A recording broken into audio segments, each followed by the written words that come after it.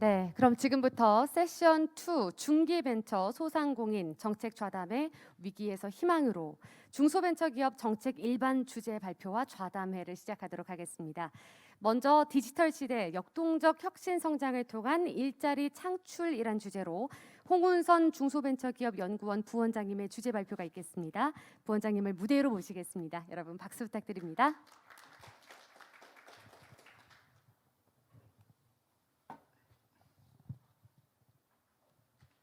뒤로 넘기는 게 요건가요?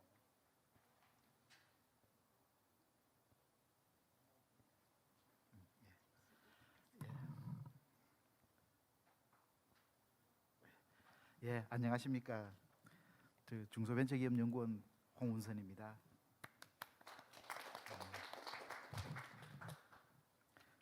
사실 그게 앞쪽에 이렇게 큰 세션이 이렇게 다 활짝 열린 데서 하다가 이렇게 공간이 확 좁아지니까 이 간소하고 좋은 것 같습니다. 사실 제가 이 디지털 시대에 이 혁신 성장을 통한 일자리 창출이라는 제목으로 이렇게 발표를 드리지만 가장 기본적인 것은 앞으로 이 중소기업의 혁신 정책을 어떻게 이끌어갈 것인가 하는 부분입니다. 그렇기 때문에 이것과 관련된 내용들을 여기에서 제가 대부분 담기 위해서 노력을 했고요. 그리고 여기에서 발표하는 내용 중에서 제가 다 말씀 못 드리는 내용은 토론을 할 때 제가 마지막 부분에 시간을 조금 여유롭게 주시면은 제가 수치나 통계적인 부분들을 다 보완을 해서 말씀을 드리도록 하겠습니다. 예. 먼저 구성을 한번 보시면 우리가 지금 계속 말씀 많이 나오는 게 이게 지금 디지털 시대고요. 그 다음에 혁신 성장과 관련된 내용들이 많이 얘기가 나옵니다. 그러면은 우리가 이 혁신 성장을 많이 얘기를 하는데 이것과 관련해서 제일 큰 걸림돌이 뭔지, 이 사실 걸림돌이 굉장히 많이 있습니다. 그런데 이 걸림돌들을 어떻게 구조화해 나갈 것인지 이런 부분들이 굉장히 중요한 내용이고요. 그리고 그 다음에 이제 그러면은 앞으로는 어떻게 가야 될 것인지 이런 식의 구성으로 마무리하도록 하겠습니다. 먼저 우리 지금 디지털 시대가 도래했다라는 얘기는 굉장히 많이 나오고요. 그 다음에 이제 산업 간 경계가 소멸된다라는 얘기도 굉장히 많이 나옵니다. 그러면은 이게 실질적으로 중소기업들에게 어떤 영향을 미칠까 생각을 해보면은 이 기업 전반에 대해서 이제 4차 산업혁명 얘기도 많이 나오고 하는데요. 가장 제가 볼 때가 이게 만들어내는 가장 큰 효과는 제가 이 맥킨지에서 받은 내용인데요.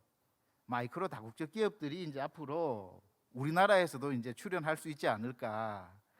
이게 제가 2017년도에 4차 산업혁명을 제가 KDI하고 공동 연구를 했었는데요. 그때 나오는 맥킨지하고 HSBC에서 나온 내용이 미국의 성장을 주도하는 핵심이 대기업이 아니고 50인 내외의 마이크로 다국적 기업이라고 얘기를 했습니다. 그 표현 그대로 나옵니다. 마이크로 멀티내셔널입니다. 그러면은 앞으로 디지털 시대에 그들의 성장 요인은 뭔가를 해보면은 전부 해외를 시장 개척을 할 때 플랫폼 기반으로 해서 온라인하고 오프라인을 융합을 해서 진행을 한다라는 겁니다. 그 50인 내외의 기업의 성장 속도가 미국에서 가장 빨랐다라는 겁니다. 그러면서 이제 마이크로 다국적 기업이 앞으로 그거 주도할 것이다, 이제 출연을 해서 주도할 것이다라는 얘기가 나오는데, 제가 생각할 때 우리나라도 5년이나 10년 뒤에는 이런 기업들이 우리나라에서 컨셉으로 많이 나올 것 같습니다. 그리고 두 번째로 제가 말씀을 드리고 싶은 것은 아까 첫 번째 분과에서 사회 보신 김중훈 박사님이 말씀하신 내용하고도 많이 연결이 되는데요. 우리나라가 성장은 과거에는 설비 투자 중심이었습니다. 설비 투자 중심이었는데 2010년대 이후의 통계를 보면 그렇지는 않습니다. 이 부가가치하고 고용의 성장 속도를 보면 2% 제조업의 고용이 2% 성장을 할 때 저기 신산업과 관련된 데에서는 4배 정도의 성장 속도가 나옵니다. 그리고 그 다음에 더 중요한 부분은 우리나라 수출 순위가 11위에서 12위를 왔다 갔다 했는데 10년대 이후에는 6위하고 7위에서 거의 고정돼 있습니다. 지금까지도 그렇습니다. 그러면은 주력 산업의 성장은 정체돼 있는데 우리나라가 꾸준히 성장했는 부분들을, 고용이 그래도 꾸준히 늘어난 부분들은 이런 신산업하고 중소기업의 혁신을 제외하면 설명이 안 됩니다. 그리고 지금의 상황은 과거 우리가 지식기반 경제 2000년대 초에 얘기를 했었습니다. OECD는 그때 2000년대 초에 그 얘기를 했었는데 우리나라는 지금 그런 시대가 오는 겁니다. 그러니까 선진국하고 우리나라의 격차가 기본적으로 20년 정도가 있다라는 얘기가 되는 겁니다. 그리고 그 지금이 그 전환기에 서 있다라는 게 우리 생각이고요. 그러면은 앞으로 이러한 그 혁신성을 어떻게 강화해 나가고 살려 나갈 것인가 하는 게 우리에게 주어진 가장 큰 과제인 것 같습니다. 그래서 저는 우리나라에서 아까 뒷부분에서 생산성에서도 제가 간단하게 조금 말씀을 드리겠지만 우리가 지금 해결해야 되는 저성장 문제 해결의 핵심은 여기에 있는 것 같습니다. 그리고 앞에 부분들은 나중에 통계가 필요하시면 통계는 간단하게 설명드리겠습니다. 그러면은 우리가 이런 혁신 성장을 얘기를 하는데 가장 큰 걸림돌이 뭐냐를 보면은 제가 볼 때는 인력 정책입니다. 그러면은 이 인력 정책을 아까 얘기를 하는데 제가 우리나라에서 인력 정책을 가장 많이 하는 데는 첫째는 고용부고 두 번째는 산업부입니다. 산업기술인력. 그런데 좀 아쉽게도 제가 이렇게 보면 중기부에서는 아직 인력 정책은 상대적으로 약한 편이고요. 거의 뭐 없는 수준입니다. 그리고 제가 타 부처 내용들의 인력 정책을 보면은 대부분이 현행 유지 수준입니다. 고용 유지 지원금, 고용 안정 지원금, 고용 촉진 지원금입니다. 메인입니다. 그리고 고용과 관련해서 쓰는 돈은 3조 5천억이 넘어갑니다. 우리나라에서 일자리라고. 그리고 4년 동안에 우리 청년 일자리 대책이 4번 나왔습니다. 그런데 정책들은 대부분 나오면은 기존 정책들을 연계를 해서 쓰지 구조적인 부분에 대해서 언급하는 경우는 별로 없습니다. 앞서 우리나라가 70년대 이후 대기업 주도로 성장을 했다라고 했는데 그 대기업 주도로 성장할 때 우수 인력들이 대부분 대기업으로 간 겁니다. 그러면은 대기업은 선진국 기술을 OEM 받아서 이제 처음에 이제 시작을 한 거고요. 전부 맨 먼저는 이제 생산 기능만 가지고 있다가 그거를 이제 대량의 어떤 생산 설비 시스템에 의해 가지고 성장을 해 나간 겁니다. 그리고 당시 인력들은 우수했고요. 그런데 지금 우리나라에서 중소기업의 인력 문제를 풀 때 인적 자본, 그러니까 우리가 휴먼 캐피탈이라고 우리가 경제학에서 많이 배우는데 그렇게 관점에서 접근해서 하는 정책들은 거의 없습니다. 그러니까 인력의 미스매치 관점에서 대부분 접근을 합니다. 문제의 핵심이 정보의 비대칭성부터 해가지고 숙련의 비대칭성, 임금의 비대칭성, 이 3대 비대칭성에 기반한 미스매치 정책이 우리나라 정책의 핵심입니다. 일자리. 그러면은 실제 인력 정책의 가장 큰 문제가 뭘까요? 중소기업의 재직하는 근로자가 생애소득을 볼 때 극대화를 하고 있다라고 생각을 한다라고 하면은 대기업과의 임금 격차가 내년에는 줄 것인가 후내년에는 줄 것인가에 대해 가지고 생애소득의 관점에서 접근하는 것은 거의 없습니다. 그러니까 미래에 대한 비전이 없는 상태에서 많은 정책들은 나오고 굉장히 많은 예산이 투입이 되는 상황입니다. 지금. 그리고 두 번째는 앞서서 말씀드렸듯이 이런 거에 대해서 이거를 등뼈를 놓고 이 등뼈를 놓은 상태에서 일자리 정책들을 인적 자원의 관점에서 어떻게 접근하고 기획을 하고 일관성 있게 끌고 갈 것인가. 이게 제가 볼 때는 일자리 정책이 해야 될 가장 중요한 기능들입니다. 보시면 아시겠지만 아까 기업에서 낮은 생산성을 얘기하고 구인난을 얘기를 합니다. 그리고 근속 연수를 보시면은 중소기업은 한 5.7년 정도가 되고 대기업은 10.4년입니다. 근속 연수는 절반밖에 안 되는 거죠. 그리고 나서 이제 복지 부분 얘기를 하고 굉장히 작업 환경 얘기를 합니다. 그러면 앞서서 제가 지금 생산성 부분과 관련해서 한 가지 말씀을 드리면 지금 저생산성 얘기를 굉장히 많이 하는데 한 가지 고려를 해야 되는 부분은 측정 오차 부분입니다. 대기업하고 중소기업의 1인당 자본 장비율의 차이를 보시면 제가 산업연구원에서 연구한 실질화 시켜서 분석을 한 그러니까 노동도 실질화 시키고 자본도 실질화 시키면은 56% 수준입니다. 자본 비율이. 그런데 제가 명목시하고 그냥 급하게 해보면 30% 됩니다. 그러면 이러한 자본 장비율까지 고려를 했을 때 대중소기업 간의 생산성 격차는 얼마나 될까를 보면 그렇더라도 60%대에서 머물러 있다라는 얘기를 합니다. 그런데 중요한 요인 중에 하나는 2010년 이후에 우리나라에서 많이 바뀌고 있다라는 얘기를 하는데 그 보고서에서도 2020년 보고서에서도 그런 내용이 나옵니다. 2010년 이후에 생산성 격차와 관련해서 중소기업의 성장 속도가 대기업보다 빠르다라고 얘기를 합니다. 격차는 크지만 속도는 빠르다라는 얘기를 하거든요. 그리고 두 번째 문제가 뭐냐 하면 중소기업을 묶어서 전체로 생각을 자꾸 합니다. 중소기업의 유형이 굉장히 다양한데 그런 부분들에 대한 얘기가 많이 빠져 있다라는 겁니다. 그러면은 앞서서 제가 말씀을 드린 내용 중에 일자리 정책들을 어떻게 접근할 것인가를 보면은 근로자의 생애 소득을 제가 극대화하자고 했는데 우리가 아까 대기업의 근로자가 10.4년이고 중소기업이 5.7년이라고 했습니다. 그러면은 한 7년 정도 이상이 되면은 중소기업의 근로자가 두 가지에서 세 가지 정도 선택을 할 것 같습니다. 그 직장에 계속 있는 게 가장 유리한 경우도 있고 축적된 지식을 바탕으로 스핀오프를 해나가는 게 유리할 수도 있는 거고요. 그러니까 별도 창업이 가능하다라는 얘기가 되는 거죠. 그리고 대기업이든 다른 기업으로 이직도 가능한 상황이고요. 그 세 가지 선택이 저는 다 이게 나쁜 선택이 아니라고 봅니다. 중요한 거는 기업에 우리가 과거처럼 기업에 축적된 인적 자본이 갖추어지는 환경이 되고 있느냐라는 게 가장 중요한 부분입니다.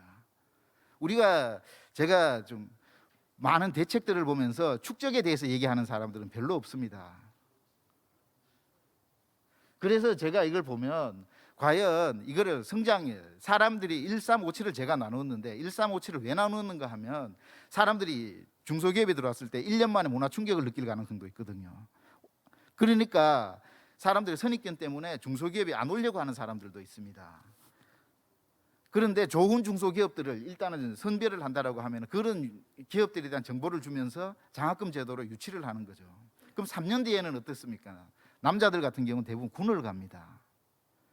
병특 제도들하고 연계를 해야 되는 거고요. 그럼 5년 정도 되면은 어떻게 되느냐 하면은 여성들 같은 경우는 육아 문제가 발생을 하는 거죠. 그리고 7년 정도 되면 어떻게 됩니까? 주택 문제가 계속 발생을 합니다. 사실은 이 구조적인 일자리 근무하는 사람들하고 기업이 가장 생각을 해야 되는 거는 이 사람이 이 직장에 있는 게 직장에도 가장 좋아야 되는 거고 개인한테도 좋아야 되는 겁니다. 그런 시스템을 만들어야 되는데 그 임금의 격차라는 거는 지금 개별 기업의 관점에서 해결하기가 상당히 어려운 부분입니다. 어렵다라고 하면은 이런 부분들을 보완을 하기 위해서 정책 수단들을 같이 연결을 해보면 되는 겁니다. 사실은 제가 지금 1357 이걸 썼지만 이런 정책들은 다른 나라들도 다 이런 단계마다 대부분 합니다. 텔레워크 관련된 내용들도 일본이나 이 주변 나라들은 10년 전부터 했습니다. 그리고 주택과 관련돼서는 당연히 청년들이 가장 많이 고민을 하는 부분이고요. 그러면은 이 생애 소득을 극대화할 때 개별 기업이 대기업과의 관점에서 보면은 그 격차를 해소를 못하지만 국가 또는 정부 부처가 같이 보완을 해가지고 그 격차를 줄여 나가야 되는 거죠. 그리고 이 줄어드는 게 시간이 지나면서 예측 가능해져야 된다라는 겁니다. 그래야지 이게 정책이 성공을 하게 되는 겁니다. 그렇지 않고 지금처럼 3년 단위를 한시적인 일몰 사업으로 계속 지원을 해가지고 매년 그렇게 많은 돈을 써도 미래가 불확실한 상태이기 때문에 안정적인 고용이 이루어지질 않습니다. 그렇게 되면 비정규직만 늘어날 수밖에 없는 거고요. 그래서 지금 우리나라의 비정규직이 그렇게 늘어나는 겁니다. 전부 한시적인 일몰 사업들입니다.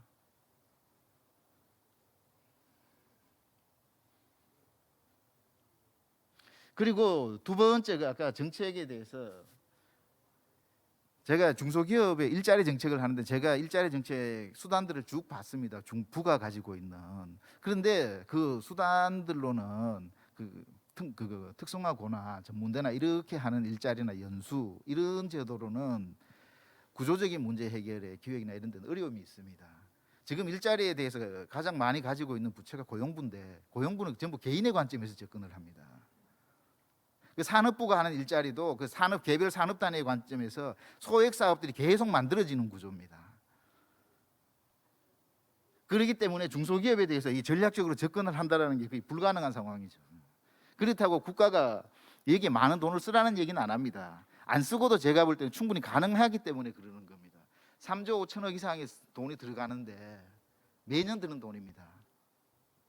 그리고 이걸로 부족한 부분이 조금 있으면 저는 앞으로 정부 돈을 더 넣는 것도 있지만 조심스럽게 생각하는 거는 대규모의 자금을 가지고 있는 어떤 기금이나 민간의 자금들을 공동으로 활용을 해가지고 연계해서 쓰는 것을 한번 고민하는 게 필요할 것 같습니다. 정부 돈을 계속 넣는 거는 지속 가능성이 없습니다. 놀라시겠지만 굉장히 많은 예산이 들고 있다라는 겁니다. 두 번째는 뭐냐 하면은 아까 우리나라의 경제 구조는 외국으로부터 원자재를 수입을 해서 국내 가공을 통해서 부가가치를 높여서 재수출하는 구조입니다. 즉 가공 단계에서 휴먼 캐피탈이 우리나라 부가가치고 경쟁력이 원천입니다.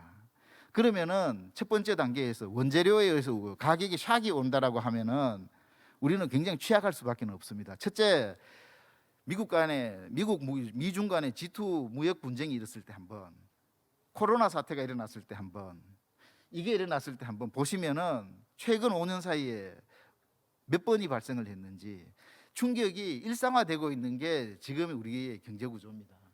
그런데 지금 아까 원자재 가격 급등으로 한국은행이 금년 2월 달에 물가 상승률을 3%로 예상을 하고 있습니다. 근데 이거는 우크라이나 사태가 반영되지 않은 거고요. 제가 볼 때는 4% 넘어갈 가능성이 높습니다. 왜냐하면은 유가가 10% 오르면은 경제 성장률이 한 0.14% 떨어진다는 게 이제 하는 통계입니다. 물가는 0.2% 정도가 올라간다라는 거고요. 그런데 지금 유가가 110불을 넘어섰습니다. 이 일어나기 전에 원자재 가격 상승 압력 때문에 60에서 70불, 80불까지 가던 게 지금 110불까지 갔습니다. 그럼 몇 프로 정도 올랐습니까? 그러면은 유가만 있는 게 아니고 지금 우크라이나 같은 경우 식량 문제가 발생을 합니다. 식량은 이 식량 문제 때문에 미국 같은 경우는 80년대 초 이후 지금 소비자 물가가 올해 1, 4분기가 가장 높게 올랐다라는 거고요. EU 같은 경우는 90년대 중반 이후 EU가 통계를 만든 이래 지금 1, 4분기 물가가 가장 높다라는 겁니다. 그러면은 이게 중소기업에 충격이 온다라고 보면은 중소기업이 감당할 수 있는 수준이 얼마인가 보면은 충격 자체에 대해서 흡수할 수 있는 능력 자체가 중소기업이 대기업의 3분의 1도 안 된다라는 겁니다. 즉 영향 자체는 대기업이 1을 받으면은 중소기업은 3배를 받는다라는 겁니다. 그래서 우리가 납품 단가 연동제를 많이 얘기를 하는 거고요. 이게 사실 그렇게 간단하거나 쉽지 않다라는 거는 압니다. 왜냐하면은 이 우리가 하청 거래 관계에 있기 때문에 가격을 계속 조정을 해 나간다거나 월 단위에 이런 걸 바꿔 나간다고 하는 게 쉽지는 않지만 충격 자체가 중소기업이 가격을 증가를 하지 못하는 상황이 되면은 모든 충격을 1차 업체인 중소기업이 받으라는 얘기하고 똑같습니다. 그렇기 때문에 이런 부분들은 조금 복잡하고 어렵더라도 이건 도입을 할 수밖에 없다라는 얘기를 하는 겁니다. 지금 우크라이나 사태도 마찬가지입니다. 제가 한 업체에 전화 문의를 해본 데는 주문용 기계 설비를 러시아로부터 제공을 받았는데 그래가지고 제작까지 끝이 났습니다. 제작이 끝이 나고 선적을 하려고 선적을 딱 해가지고 하는데 우크라이나 러시아 사태가 터지다 보니까 거기서 만약에 기부 보증을 안 해주면은 그 설비는 그냥 30억이 그냥 날아가는 상황입니다. 왜냐하면 주문형 기계이기 때문에 다른 나라에서는 못 쓰는 거거든요. 그러면은 중소기업이라고 했을 때 그 한 30억이 주는 의미가 얼마입니까? 예. 자, 그리고 그 다음은 우리가 ESG나 미래 기술에 대해서는 우리가 많이 얘기를 하는 부분인데요. 전반적인 4차 산업 대응 능력이 부족하다는데 사실은 우리가 ESG나 탄소 중립 같은 문제는 녹색 성장과 관련해서 우리가 MB 때부터 2008년부터 해왔습니다. 그런데 구조적인 부분에 대해서 도와줄 수 있는 수단이 별로 많지 않다라는 겁니다. 전부 실태 조사하는 것을 도와주는 수준이었습니다. 그래서 이런 부분들을 구조적으로 어떻게 도와줄 수 있는 게 있을지 그러면은 이게 선별적으로 가야 되지 않을까라는 생각을 하기 때문에 조심스럽게 해봅니다. 그러니까 에너지를 많이 내는 부분들하고 그런 업체들 중심으로 많이 가야 될 것 같고요. 그 다음에는 규제와 관련입니다. 규제와 관련해서 핵심은 지금 현재 규제 샌드박스가 규제 5법으로 해가지고 시행 중입니다.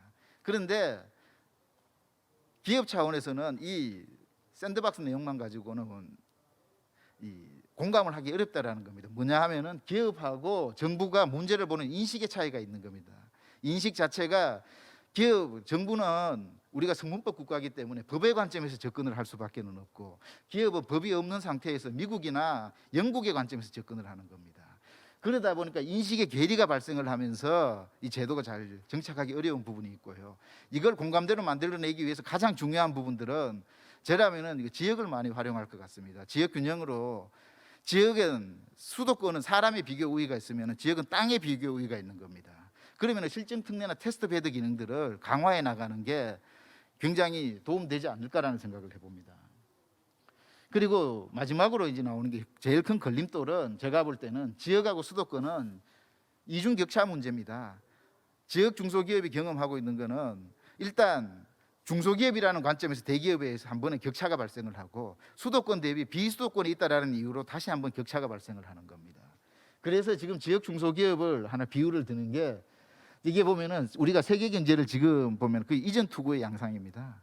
그러면은 지역 경제 같은 경우는 제가 끌고 갈 말이 없는 마차라고 했는데 누가 끌고 가야 될지도 모르는 상태입니다. 그러면은 지역 중소기업은 그 속에서 이제 위험한 줄타기를 하는 상황이고요. 그러면 가장 중요한 게 뭐냐 하면은 수도권하고 비수도권의 혁신 격차를 보완하는 겁니다. 우리가 인구 소멸 얘기를 많이 하는데 지금 2019년에 국토연구원 보고서를 보면 일반 기업하고 혁신형 기업하고 혁신 성장 기업을 구분을 했는데 고분포하고 소멸 지역의 분포가 거의 비례를 합니다. 그러면은 이 혁신 인프라를 어떻게 보완할 것인가는 지역의 클러스터의 공간적인 범위의 관점에서 잘 접근을 하는 게 하나가 있고요. 그 다음에 두 번째는 디지털 시대이기 때문에 버추얼 클러스터를 어떻게 만들어 나갈 것인가 하는 게 두 번째입니다. 공간적인 범위에 대해서는 밀집 지역이 산업 단지든지 그 산업 벤처 촉진 지구든지 지구 단위의 어떤 공간이 되고 두 번째는 광역 시도나 시군구 단위의 공간이 하나가 되고 세 번째는 정서적인 밀접성을 가지고 있는 광주, 전남, 대구, 경북, 부산, 울산, 경남처럼 광역 단위에서 가능합니다. 그런데 이게 공통점이 뭐냐 하면은 기업은 여기 있어도 되지만은 혁신 자원을 최대한 활용하기 위해서 이렇게 묶어서 활용을 하는 겁니다. 그리고 이걸 통해 가지고 제가 볼 때는 지역에서는 지역 차원에서 어떤 중소기업의 혁신 생태계를 만들어가는 게 제가 볼 때는 가장 중요하고 필요한 내용인 것 같습니다. 핵심은 무엇이냐 하면은 지역 같은 경우 내생적인 성장 시스템을 만들 것인가 아니면은 이전을 통해서 지금과 같이 외생적인 충격을 통해서 계속적으로 경제 성장을 해나갈 것인가 하는 부분이거든요. 지금은 제가 볼 때는 외생적인 어떤 충격, 이전이나 이런 충격요법도 필요하지만은 기본적으로는 내생적인 혁신 생태계가 만들어지는 게 가장 중요한 부분입니다. 이게 선순환되지 않으면은 굉장히 이제 앞으로 지속 가능성을 담보하기는 어렵게 됩니다. 그래서 이제 제가 생각하는 중소기업 정책은 제가 볼 때 중소기업 정책은 어떻게 하면은 마지막 부분인데 성공할까 생각을 해보면 가장 간단한 거는 우리가 문제의식을 많이 알고 있기 때문에 정책의 우선순위를 잘 설정하는 겁니다. 그리고 두 번째는 우리가 이상적으로 가야 되는 부분하고 현실과의 괴리를 어떻게 좁혀나가서 시행착오를 최소화해 나갈 것인가 하는 부분입니다. 그러면은 이런 우선순위가 정해지면은 그 다음에 해야 될 게 뭐냐 하면은 지속성과 일관성입니다. 정책이 자주 바뀌어서는 안 되는 겁니다. 그게 기업이나 이런 부분에서 예측 가능성을 떨어뜨리게 되는 거죠. 그러면은 앞으로 우리가 정책을 제가 바라는 중소기업 정책은 뭐냐 하면은 일반적인 보편적인 어떤 정책의 틀을 가지고 가야 되는 부분은 분명히 있습니다. 제가 뭐 그런 부분들은 보편적인 부분들은 가지고 가는데 그것보다 더 중요한 부분들은 정부가 아젠다 세팅을 하는 겁니다. 아젠다를 세팅을 하면 그 아젠다를 해결하는데 패키지로 정책을 묶어 나가야 되는 겁니다. 제가 생각하는 중소기업 관련해서 1번의 아젠다는 청년 일자리입니다. 지금 실업률 자체가 공식 통계로 2배입니다. 공식 통계가 2배이지 우리가 비정규직 같은 경우를 포함하면은 20%대에 저는 육박한다고 봅니다. 지금 3% 실업률에 공식적으로 6%대로 나오는데 제가 볼 때는 20%에 가까워집니다. 그러면은 이 아젠다가 세팅이 되면은 그것과 관련한 일자리 정책에 총력을 기울여야 되는 겁니다. 그리고 그 일자리 정책을 중심으로 해서 아까 작업 환경, 복지 이런 정책들을 묶고 연계를 해가지고 그 정책들을 하나의 틀로 가지고 가야 되는 게 1번이고요. 두 번째가 뭐냐면 아까 수도권 지역 간의 혁신 인프라 격차 해소입니다. 왜 엑셀러레이트나 창업 지원 기관들이 다 수도권에 있어야 되는 거예요. 창업 지원 기관 91%가 수도권에 있습니다. 그나마 엑셀러레이터가 한 66%가 수도권에 있는 거고, 이런 혁신 인프라가 격차를 완화하지 못하면 그 안에서 내성적인 구조는 만들 수가 없습니다. 아무리 이름이 아름다운 그림이 나오더라도 그 이름을 실행이 안 되는 겁니다. 그럼 세 번째로 생각하는 건 뭐냐 하면은 왜 우리나라에서 유니콘이 만들어지는 게 그렇게 어렵냐라는 겁니다. 참고로 이 유니콘 기업이 2011년 7월 기준으로 15개인데 비수도권은 하나도 없습니다. 그리고 우리가 국가의 역동성을 얘기할 때 가장 많이 하는 게 고성장 기업 얘기를 하는데 고성장 기업도 전부 수도권입니다. 그러니까 중요한 거는 우리나라에서 혁신 성장은 이루어지는데 그게 수도권 중심으로 이루어지다 보니까 격차가 커지게 되는 겁니다. 그리고 그러면은 제가 일자리부터 이런 아젠다 세팅을 하면은 그걸 위해 가지고 그 다음에 해야 되는 수단들은 뭐냐를 보면은 지속 가능한 어떤 생태계를 만들어내야 된다라는 겁니다. 그리고 지속 가능을 하려면은 이 자생력을 갖춰야 되는 거고요. 무한대로 이렇게 쓸 수 있는 국가 예산은 없습니다. 예산은 효율적으로 쓰는 게 굉장히 중요한 부분이지 많이 넣는다고 되는 건 아닙니다. 적게 쓰는 것도 아니고요, 제가 볼 때는. 그리고 그 다음은 제일 중요한 거는 철학입니다. 우리나라에서 이 중소기업 정책에 대해서 어떻게 접근할 것인지, 이 철학이 사회적인 문화를 만들어내는 겁니다. 그리고 국민들 사이에 공감대를 만들어내는 것이고요. 그러면 제일 중요한 게 뭐냐 하면은 중소기업 정책하고 관련해서 국민적인 공감대가 만들어진 게 어떤 부분들이 있을까요? 제가 앞서 말씀드린 그런 아젠다들일 겁니다. 그리고 그 다음은 아까 제가 제 주제 발표에서 조금 아니어서 말씀을 안 드렸는데, 우리는 R&D를 할 때 좀 실패를 용인하는 어떤 문화 같은 게, 미국의 다르파 같은 데에서는 전부 경쟁력 기술 개발을 하면 후불제를 그 비용에 대해서 신경을 쓰질 않습니다. 세계에서 우리가 인터넷이 만들어진 데가 어딘지는 아시죠? 다르파입니다. 국방고등과학기획원에서 만든 겁니다. 그러니까 이게 경쟁이 살고 실패를 해도 진짜 관용을 할 수 있어야 되는데, 모든 걸 그 평가라는 기준 하나로 30분 단위로 평가를 하면서 그 과제 보고서 쓰는 대로 평가를 하니까 이런 문화가 만들어지질 않는 겁니다. 예.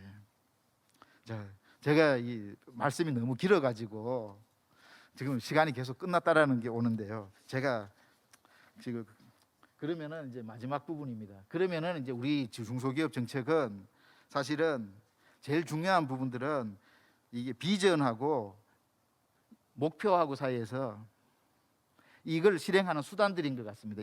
그게 과제가 되는 건데요. 하나는 제가 볼 때는 중요한 부분은 혁신 경제가 되는 거고, 또 하나는 공정 경제가 되는 건데요. 이걸 위해서 우리가 지금 아젠다들은 대부분 들어와 있습니다. 청년 일자리부터 그 다음에는 합의, 거버넌스 구조, 그리고 이제 대중소 기업 간의 관계 설정입니다. 참고로 기업에는 아까 어느 분들이 많은 말씀을 하시는데, 제일 중요한 부분은 기업에는 선악이 있는 게 아닙니다. 기업은 전부 이윤을 추구하는 주체일 뿐입니다. 그런데 그거를 단절적인 관계로 접근을 하면 더 큰 문제를 만들어냅니다.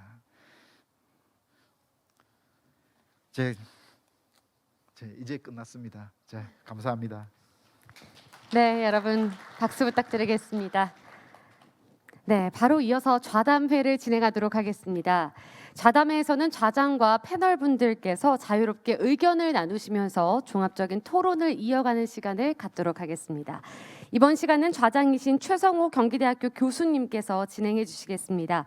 최성호 교수님과 패널 분들을 무대 위로 모시겠습니다. 여러분 박수로 맞이해 주시기 바랍니다.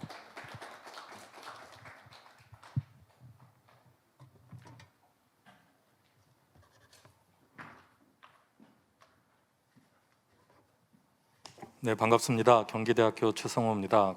제가 하면 되는 거죠? 예, 사회자로서의 중요한 역할이 시간 관리라서 오늘 좋은 발표를 우리 홍 부원장님께서 하시는데 조금 이렇게 단축해 주십사 사인도 보내고 그래서 상당히 죄송스럽게 생각합니다.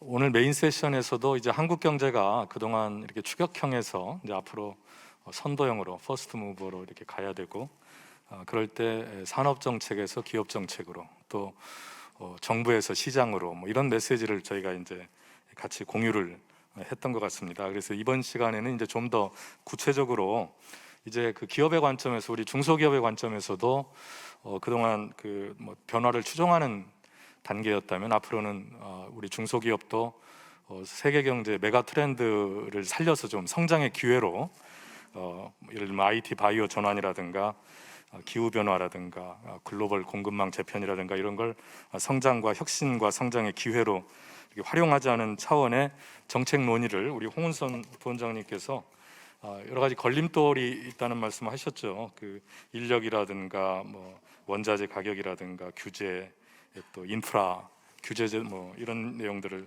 말씀을 해주셨고 앞으로 정책 방향에 대해서 말씀을 하셨습니다. 시간이 그렇게 많지는 않기 때문에 그냥 바로 토론 패널의 토론으로 들어가겠고요. 그 한 뭐 5분 남짓 한 범위 내에서 이렇게 간략하게 말씀해 주시면 오늘 시간이 잘 관리가 될 것 같습니다. 소개도 그냥 각자 간단하게 이렇게 하시면서 바로 토론으로 하시는 걸로 그렇게 하시죠. 먼저 우리 패널의 연세대학교 경영대학의 문두철 교수님을 소개해 드리겠습니다. 지금 아마 한국 중소기업학회의 차기 회장을 하실 것으로 이렇게 예정돼 있습니다. 예, 말씀하시죠. 예, 감사합니다. 굉장히 이제 많은 주제에 대해서 말씀을 해주셔서 모든 주제들 제가 다 말씀드리기는 그렇고 제가 생각하는 중요한 부분에 말씀드리겠습니다. 우리 앞에 세션 1에도 이제 얘기하실 때 이제 뭐 시장의 어떤 효율성 얘기를 많이 하셨는데 그 부분이 참 어려운 부분이었습니다. 개인적으로 생각하기는 여기 이제 아까 결론 부분에 저성향이 있는 지속 가능한 생태계 구축하면서 이제 그 대중소기업과 디컴플레이션이 심해졌다. 그 부분이 어떻게 보면 시장 실패의 전형적인 예가 될 수 있거든요. 그러면은 정부에서 정책을 펼 때 결국 정부 정책이라는 거는 이러한 시장 실패가 발생하기 때문에 정책이 나오는 거고 제가 한 10년 넘게 연구하는 분야가 ESG 분야인데 ESG라는 거에 나온 것도 결국은 기업에서 기업 경영 활동에 따라서 외부에 미치는 그런 외부 효과를 제대로 반영하지 못했기 때문에 ESG가 지금 전 세계적으로 나와 있는 거고 그게 이제 자발적인 영역인데 이제 법으로 가면서 어떻게 보면 ESG가 우리가 얘기하는 그런 자발적 영역이 되지 않은 거죠. 제가 그런 말씀을 드린 이유는 제가 이제 그 코멘트를 드리고 싶은 분야가 결국은 이제 디지털 기술. 왜냐하면은 이 제가 절찬 받았을 때 디지털이라는 용어가 들어가 있더라고요. 그래서 디지털 전환을 저는 초점을 맞추고 싶었고 디지털 전환에 대한 정의를 이렇게 제가 보다 보니까 ESG랑 너무나 유사하더라고요. 우리가 ESG를 얘기할 때 굉장히 많은 부분들이 이제 오해하고 있는 게 ESG는 사회 공헌이 아니고 ESG는 결국은 기업이 갖고 있는 그 가치 사슬 또 그걸 통해서 기업의 전략 그 다음에 사업 모형에 반영해서 가치를 창출한다. 이 부분이 이제 ESG가 되는데 디지털 전환도 제가 이제 하다 보니까 결국 디지털 기술을 사용해서 결국 기업의 어떤 가치 사슬에 반영해서 결국 가치를 창출하는 결국 가치 창출 또 사업 모형의 반영 이 부분은 같은데 결국 디지털 전환이라는 것은 디지털 기술을 사용한다는 측면이고 ESG는 어떤 기업이 어떤 영향 기업이 사회에 미치는 그런 사람과 환경에 대한 부정 영향을 고려한다. 그 측면만 틀리더라고요.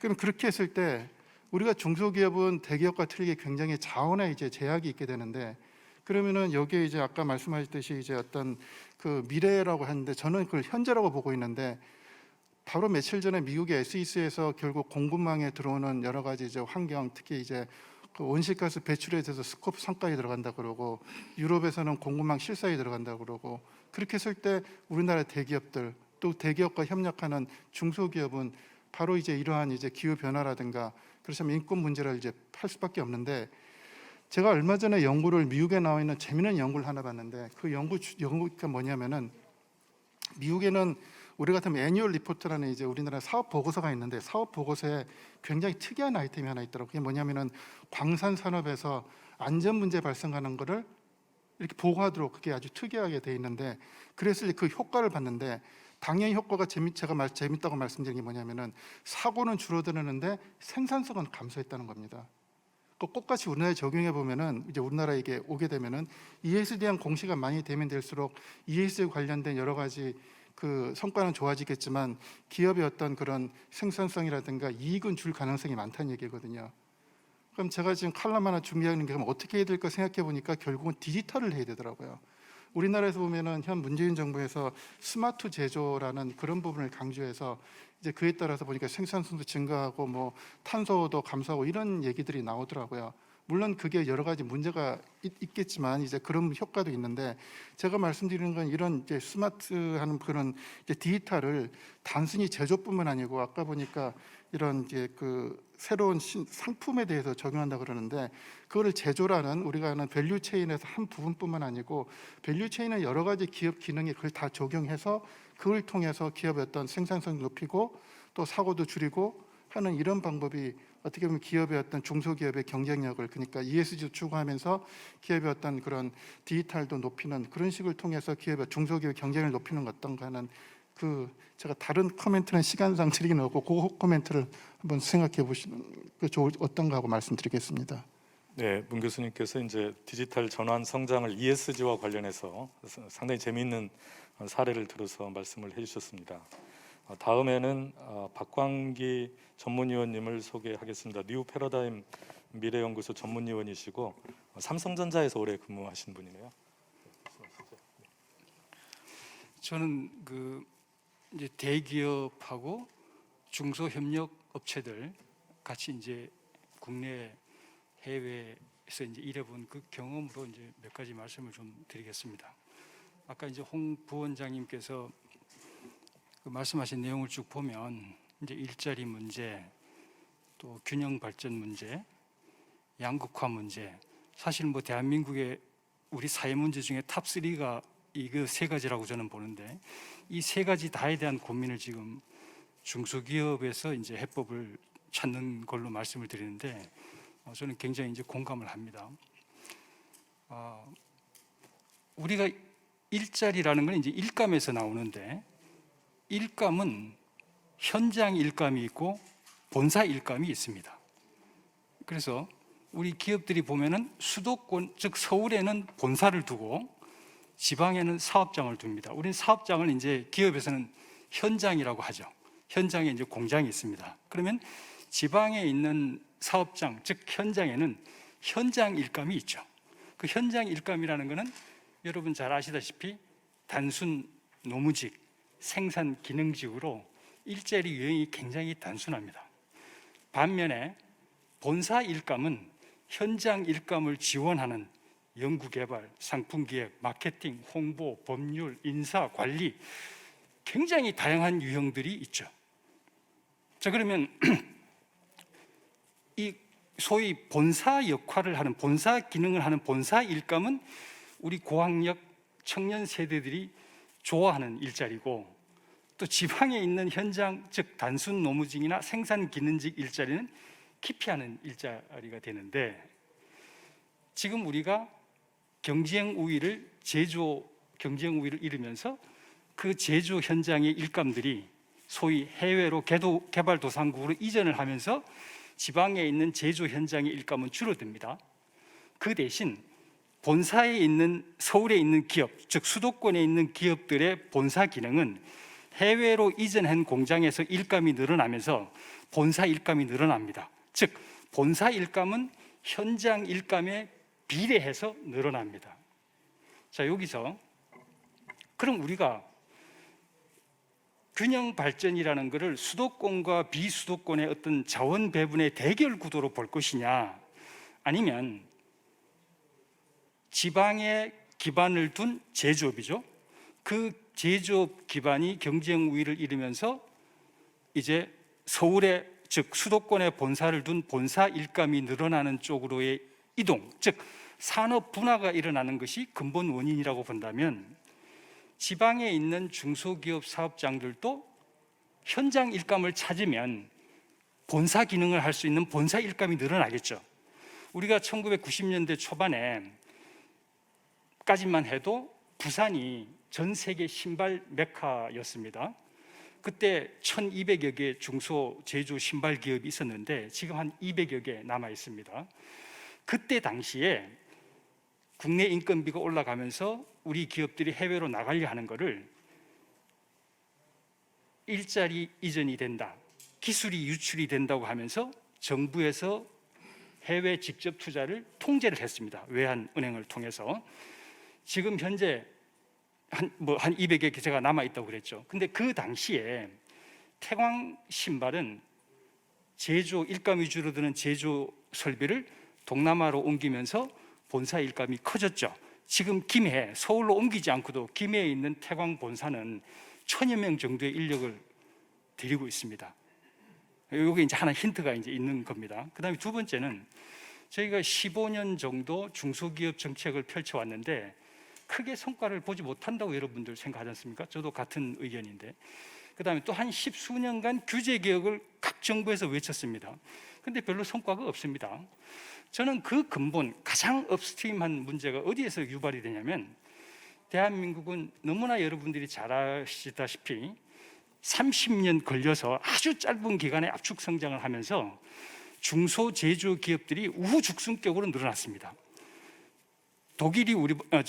일본이 우리보다가 경제 규모가 한 3배 정도 되는데 거의 우리하고 비슷한 중소기업 수 한 300만 개를 가지고 있습니다. 그 얘기는 우리나라의 중소기업은 일본 중소기업의 한 3분의 1 정도밖에 안 되는 굉장히 열악하다는 거죠.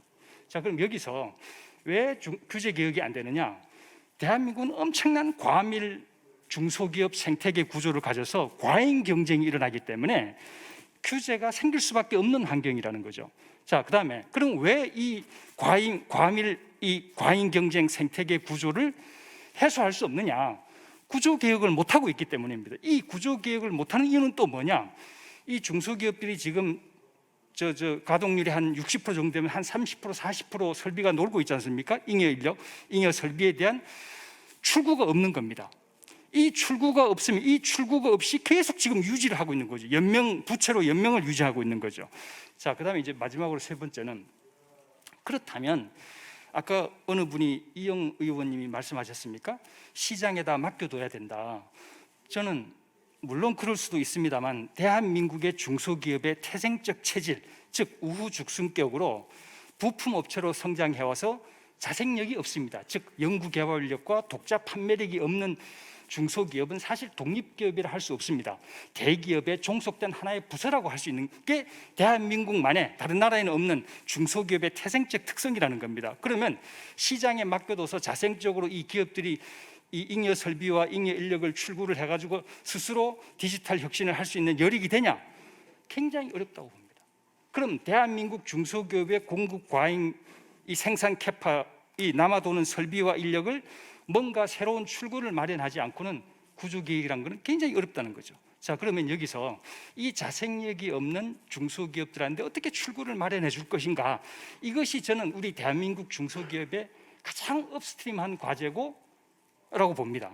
자, 그러면 개성공단과 같은 포맷으로 광주형 일자리 같은 조직화된 중소기업을 우리가 해서 이런 중소기업 업종과 기술이 필요한 국제사회 개발 도상국으로 민관 협동으로 대중소기업 동반성으로 진출해서 잉여 설비와 잉여 인력을 방출할 수 있는 그 기회가 주어진다면 우리 중소기업들은 현장에서 일감이 생기면 돈이 돌지 않습니까? 돈이 돌아야 주변부가 다 활성화가 되는 거지 않습니까? 그렇게 되면 디지털 혁신과 디지털 전환에 더 나설 수 있는 그런 여력이 마련되지 않겠나 이렇게 생각합니다.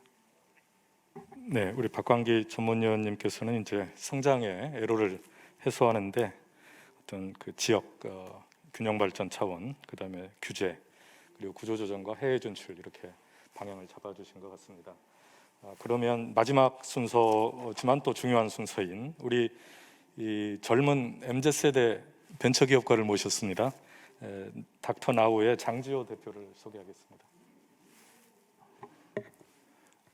안녕하십니까. 저는 닥터나우 대표를 맡고 있는 장지호라고 합니다. 먼저 이렇게 새 정부 출범을 앞두고 이렇게 마련된 의미 있는 자리에 초대해 주셔서 진심으로 감사드린다라는 말씀을 드립니다.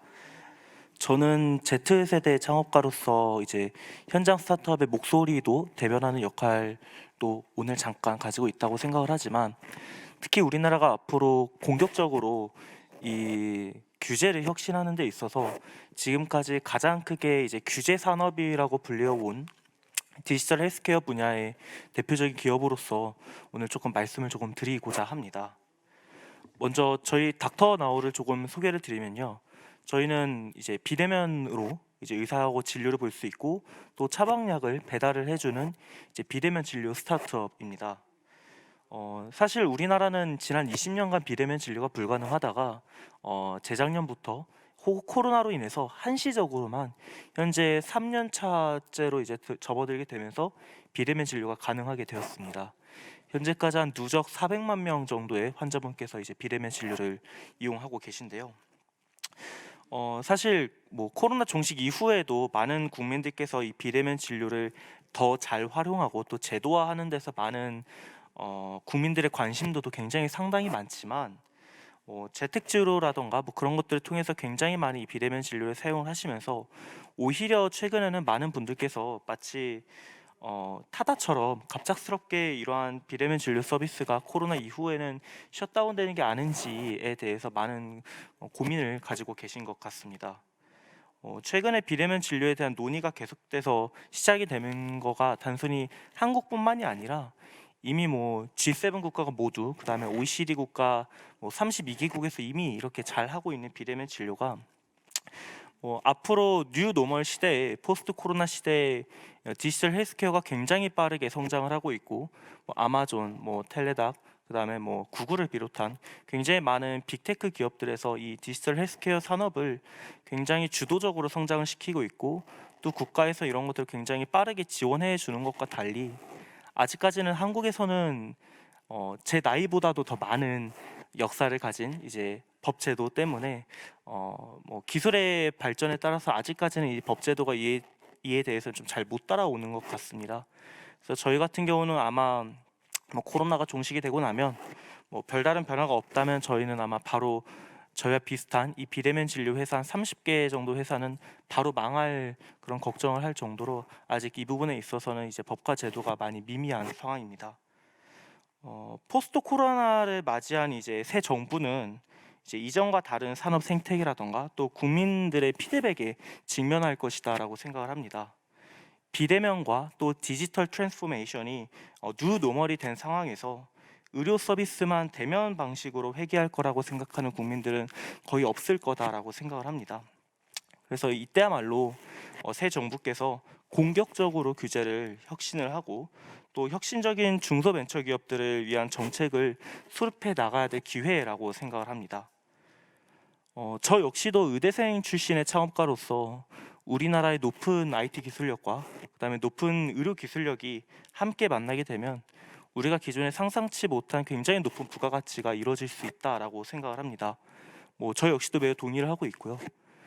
그래도 다행인 점은 윤석열 당선인께서 그리고 또 인수위원장 안철수 인수위원장께서 이미 비대면 진료에 대해서 공감을 하고 계시고, 그리고 또 전 국민께서 이를 잘 할 수 있도록 하면 좋겠다라는 것들을 계속해서 공식화를 해주시면서 작은 희망을 보고는 있습니다만, 앞으로도 이 코로나 팬데믹이라는 위기가 또 의료의 디지털화와 또 혁신 그리고 새로운 성장 동력 확보라는 희망으로 이루어질 수 있도록 또 많은 관심과 또 정부의 많은 지원과 또 제도적인 그리고 공격적인 혁신이 앞으로 있기를 많이 희망을 하고 있습니다. 네, 감사합니다. 감사합니다. 그 수송 모빌리티부터 시작해서 이제 법률과 의료와 이렇게 전문 서비스 쪽으로 비대면 온라인 이 IT 기업들이 이렇게 성장하는데, 이런 닥터나우 같은 기업이 앞으로 어떻게 헤쳐나가느냐가 아마 한국 경제 디지털 전환의 하나의 바로메타가 되지 않을까 그런 생각이 듭니다. 오늘 세 분 패널 분들께서 시간을 효과적으로 잘 활용해 주셔가지고 지금 시간이 좀 그래도 잠깐 있는데요. 혹시 여기 청중이나 그 유튜브에서 뭐 혹시 좋은 질문이 나온 게 있으면 한번 체크해보고 오늘 발제자께서 오늘 내용을 좀 마무리하는 걸로 이렇게 하겠습니다. 혹시 하실 말씀 계신가요? 혹시 그럼 패널 중에 뭐 짧게 한마디 보태실 분 계신가요? 예, 오늘 문두철 교수님, 박광기 위원님, 또 장지호 대표님 좋은 말씀 해주셨는데 이제 그 말씀 관련해서 우리 발제자인 홍은선 부원장님이 약간 반응하면서 마무리하시는 걸로 그렇게 하겠습니다. 예, 제가 이 내용을 보면서 지금 우리가 시장 중심으로 간다라는 얘기도 많이 하고 저는 뭐 그런 방향에 대해서는 그 당연한 방향이라고 생각을 하는데요. 제가 우리나라의 한 성장 과정을 보면 사실은 70년대 이후 아까 설비 투자 중심이라고 했는데 70년대 이후 2000년대까지는 우수 인력들이 대부분 대기업으로 갔습니다. 물론 지금은 뭐 많이 좀 다양화돼 가는 것 같지만 그 대기업으로 간 그 인력들이 전부 해외 시장을 다 진출을 한 거죠. 그 당시에도 우리나라를 위해서 우리나라를 위한 시장이라는 건 없죠. 그때는 대기업들이 다 시장을 개척한 겁니다. 그렇기 때문에 고도 성장기가 온 거고요. 그 다음에 지금은 이 디지털 시대라는 어떤 환경의 변화도 있지만 이 주력 세력 자체가 대체가 된다라고 말씀을 드렸는데 주력 산업은 이미 성숙을 했고 남은 건 신산업인데 신산업 쪽에서 이 혁신을 이끌어내는 이 기업들 특히 벤처도 될 수 있고요 제조 중소기업도 될 수 있는데 이 기업들로 우수 인력들이 많이 들어와서 그 축적되어 있는 그 기업들의 힘으로 우리나라의 기업들이 해외로 나가면서 제가 아까 마이크로 다국적 기업이라고 했는데 이런 기업들을 많이 만들어내는 환경을 만들어야지 그래야지 우리나라의 잠재 성장률을 높일 수가 있습니다. 제가 볼 때 우리나라의 저성장을 탈출을 하려면은 이런 마이크로 다국적 기업들이 계속 나와야 되는 겁니다. 그리고 그걸 만들어내는 것이 하나의 시스템이 되는 건데요. 그게 사실은 우리가 80년대부터 얘기하던 국가혁신 시스템인 겁니다. 국가혁신 시스템이라는 논의가 왜 나왔는가 하면 일본의 그 성장 속도를 보면서 유럽이 충격을 받은 겁니다. 왜냐하면 신고전학파는 전부 성장률이 스테디 스테이트에서 수렴하게 돼 있는데 국가 간의 성장률 격차가 나오는데 그걸 만들어내는 게 제도가 되는 겁니다. 지금 당선자께서 이제 새로운 제도나 이제 시스템을 만드는 과정입니다. 이 시장 중심이라고 하는 이 시스템이 우리나라의 성장률을 높이는 어떤 제도나 시스템이 되기를 바랍니다. 예, 감사합니다. 우리 부원장님 하시고 싶은 말씀이 많으신데 오늘 시간을 이렇게 이걸로 마무리하겠습니다. 디지털 전환 또 디지털 성장에 대해서 이야기들 많이 하는데 아주 구체적이고 절실한 인력이라든가 규제라든가 ESG라든가 또 지역 균형이라든가 다양한 이슈를 가지고 오늘 다룬 좋은 시간이었던 것 같습니다. 이상으로 마치겠습니다. 네, 고맙습니다. 토론에 참여해 주신 최성호 교수님 및 패널 분들께 여러분 따뜻한 박수 부탁드리겠습니다. 네, 이상으로 세션 2 중기벤처 소상공인 정책 좌담회 위기에서 희망으로 중소벤처기업 정책 일반을 포함한 모든 일정을 마치도록 하겠습니다. 참석해 주신 모든 분들 고맙습니다. 안녕히 돌아가십시오.